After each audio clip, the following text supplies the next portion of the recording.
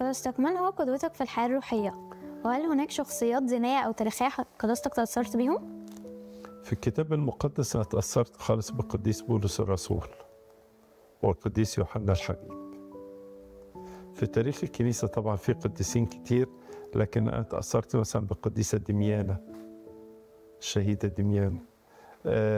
في التاريخ المعاصر مثلا تأثرت بالبابا شنودة، تأثرت بالأنبا بخوميوس.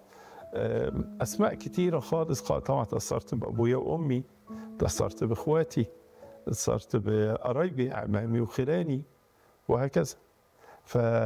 وتأثرت كمان بأساتذتي في الجامعة وفي المدرسة. متأثر بيهم. مثلا مدرستي اللي كانت في ابتدائي طبعا علمتني وانا طفل صغير، وانا كنت كبير، وانا صغير هي كبيره. بعد كده انا كبرت، ففي كل مره تقابلني وتاخدني بالحضن وتطبطب عليا كاني الطفل الصغير. وهي توفت من كذا سنه كده، لكن كانت لاخر وقت تيجي تزورني وتقعد ويايا وفرحانه بيا. كيف يمكن للإنسان أن يحقق التوازن بين الحياة الروحية والحياة العملية في ظل التحديات المعاصرة؟ احنا عندنا كلنا زي بعض في الوقت. حضرتك بتاخدي 24 ساعة وانا باخد برضه 24 ساعة، والاخ ده بياخد 24 ساعة، والاخت دي بتاخد 24 ساعة، ووالدك بياخد 24. كلنا زي بعض في الوقت، بس الشطارة في توزيع الوقت.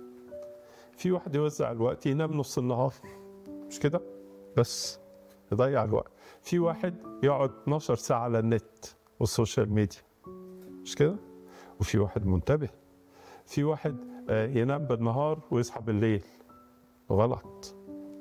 لازم الواحد يكون متوازن. فنوزع وقتنا، في وقت للنوم، في وقت للمذاكرة، في وقت للعمل، في وقت للرياضة، في وقت للأسرة، في وقت للعبادة، في وقت للقراءة، في وقت للمشاهدة، مش كده؟